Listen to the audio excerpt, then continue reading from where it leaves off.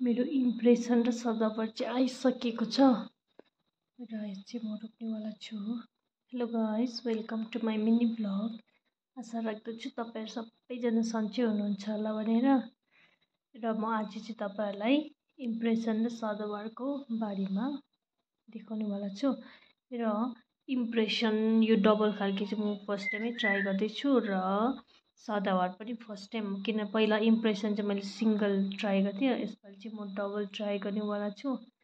र यो सदाबार र इम्प्रेसन फुलेपछि तपाईँहरूलाई नेक्स्ट ब्लगमा पनि म तपाईँहरूसँग सेयर गर्नेवाला छु।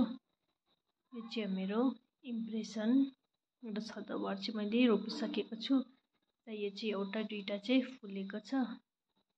मजाले हेल्दी नै छ बिरुवाहरू चाहिँ।